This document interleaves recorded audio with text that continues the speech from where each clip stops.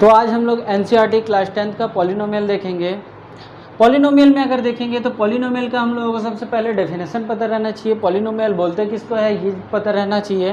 तो पॉलिनोमियल का अगर हम लोग डेफिनेशन देखेंगे तो पॉलिनोमियल में बोलेंगे an algebraic expression, N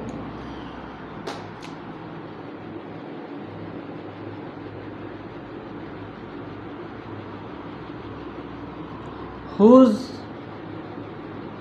variables power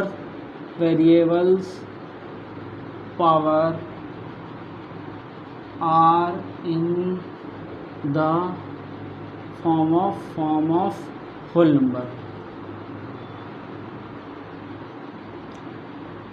थोड़ा सा अच्छे से देखेंगे तो एक ऐसा एल्जेब्रिक एक्सप्रेशन होना चाहिए जिसका वेरिएबल क्या होता है, वेरिएबल कांस्टेंट और वेरिएबल में बता दे रहा हूँ फ़र्क, और वेरिएबल का पावर किसके फॉर्म में होना चाहिए, तो होल नंबर के फॉर्म में होना चाहिए। जो क्या होता है वो 0, 1, 2, 3, 4 इतने पॉजिटिव नंबर जितना हम लोग आगे बढ़ते जा सकते हैं उसको होल नंबर कहते हैं। अब बात आ जाती है वेरिएबल की और कांस्टेंट का। तो वेरिएबल देखेंगे तो वेरिएबल में हम लोग x, y, z, a, b, c, d अगर हम लोग देखेंगे तो इसको हम लोग वेरिएबल बोलते हैं। और कांस्टेंट किसको बोलते हैं, तो कांस्टेंट -2 हो गया, 5 हो गया, 7 हो गया, ये सब नंबर को हम लोग कांस्टेंट बोलते हैं। -5 आपस में -5 ही रहेगा, ये कभी बदल नहीं सकता। 5 भी 5 ही रहेगा, 7 भी 5 रहेगा, ये कभी बदल नहीं सकता। बट यहाँ पास x और y डिपेंडेबल होते हैं, कभी कभी बदल सकते हैं। जैसे कि हम लोग लिख लेते हैं 5x + 7, ये हमारा एक एल्जेब्रिक एक्सप्रेशन कहला जाएगा जिसमें प्लस बीच में टर्म को अलग करने के लिए प्लस माइनस हो सकते हैं। इसी को हम लोग क्या बोलेंगे, एल्जेब्रिक एक्सप्रेशन बोलेंगे और यही पॉलिनोमियल कहलाएगा। अब इसको पॉलिनोमियल क्यों बोलेंगे, तो यहाँ पर देखेंगे इसका पावर मतलब x का पावर अगर देखेंगे तो यहाँ पर 1 है, और जिसका भी पावर अगर होल नंबर में हो मतलब वेरिएबल का पावर अगर होल नंबर में होगा तो उसको हम लोग क्या बोलेंगे, पॉलिनोमियल बोल सकते हैं। उसी का 1-2 एग्जाम्पल और देख लेते हैं। जैसे कि 2x² + 5x - 7 ये पॉलिनोमियल होगा तो यहाँ पर देखेंगे x का पावर क्या चीज़ है, पॉजिटिव में है, और यह तो होल नंबर के फॉर्म में है। यहाँ पर x का पावर क्या है, होल नंबर के फॉर्म में है, और यहाँ पर भी x का पावर क्या है, 1 है। तो ये एल्जेब्रिक एक्सप्रेशन ये पॉलिनोमियल हो सकते हैं। तो 9th में हम लोगों ने पढ़ा था पॉलिनोमियल में ही पढ़ा था 9th में कि पॉलिनोमियल किसको कहते हैं और पॉलिनोमियल किसको नहीं कहते हैं। तो एक थोड़ा सा रिवाइज कर लेते हैं। जैसे कि x + 1 है, x + 1 का होल स्क्वायर है, तो इसको भी हम लोग क्या पॉलिनोमियल कहेंगे, तो यहाँ पर देखेंगे x का अगर इसको तोड़ेंगे तो x का स्क्वायर + 2x + 1 आएगा। a + b का होल स्क्वायर के बाद तोड़ने के बाद ये आ गया। तो यहाँ पर फिर से देखेंगे x का पावर क्या है, तो होल नंबर के फॉर्म में है, तो होल नंबर के फॉर्म में। यहाँ पर भी देखेंगे तो होल नंबर के फॉर्म में है, तो होल नंबर के फॉर्म में है, तो इसको हम लोग क्या बोलेंगे, पॉलिनोमियल बोलेंगे। यहाँ पर देखेंगे तो यहाँ पर भी देखेंगे तो यहाँ पर तो x का पावर 1 है, बट यहाँ पर इसको थोड़ा सा सॉल्व करेंगे तो ये कुछ ऐसा दिखेगा। तो यहाँ पर -1 होल नंबर के फॉर्म में नहीं है, तो इसको हम लोग पॉलिनोमियल कंसिडर नहीं करेंगे। वैसे ही यहाँ पर देख लेते हैं 2√x + 3 अगर देखते हैं तो यहाँ पर देखेंगे तो x जो है वो किसके फॉर्म में है, तो 1/2 के फॉर्म में। अगर इसको आगे सॉल्व करेंगे तो ये √1/2 में आ जाता है, तो यहाँ पर फिर से पावर क्या हो गया, फ्रैक्शन में आ गया, तो हम लोग बोलेंगे पॉलिनोमियल नहीं है। बट अगर यही चीज़ ऐसे रहता √2x + 3 रहता तब हम लोग इसको पॉलिनोमियल मानते हैं, क्योंकि हम लोगों को वेरिएबल के पावर से मतलब है। अब पॉलिनोमियल किसको कहते हैं किसको नहीं कहते हैं ये पता चल गया। अब हम लोग देखते हैं zeros of polynomial, zeros of polynomial.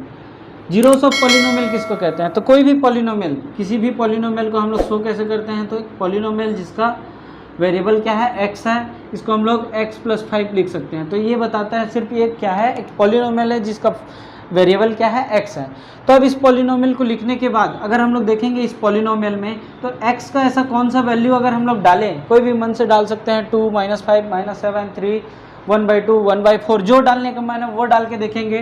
तो यहाँ पर इस पूरे टर्म को हम लोगों को 0 बनाना है बस।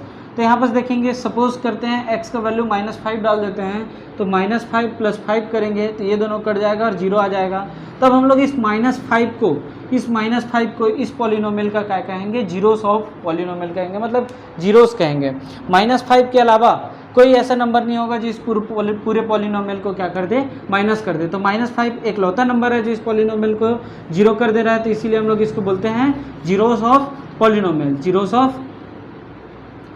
जीरोस ऑफ पॉलिनोमियल, या फिर जीरोस ही बोलेंगे, या फिर हम लोग इसी चीज़ को हम लोग बोल सकते हैं सॉल्यूशन भी बोलते हैं, और इसी चीज़ को हम लोग क्या बोलते हैं, रूट्स भी कहते हैं। मतलब इसके तीन नाम हो सकते हैं। कभी जीरोस आ गया तो जीरोस का मतलब वो एक ऐसा वैल्यू जो उस पॉलिनोमियल में एक्स पे डालने के बाद उस पॉलिनोमियल को जीरो कर दें, या सॉल्यूशन का भी मतलब वही चीज़ होगा कि पॉलिनोमियल को क्या कर दें, जीरो बना दें। अब यहाँ पर देखेंगे तो यहाँ पर तो देख लिए कि इसमें -5 के अलावा कोई और नंबर नहीं है जिस पॉलिनोमियल को क्या कर दे, जीरोस बना दे। और यहीं पर अगर दूसरा एग्जांपल अगर हम लोग देखें 2x का या फिर x का स्क्वायर प्लस 5x प्लस 6 अगर देखेंगे तो यहाँ पर एक दो वैल्यू निकलेगा, एक तो -2 होगा और एक -3 होगा।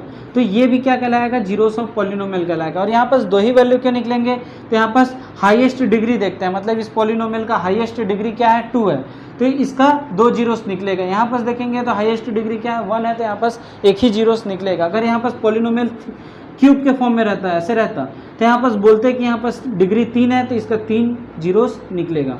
मतलब जीरोस कितने होंगे, 3 होंगे। जीरोस भी समझ आ गया। अब हम लोग देख लेते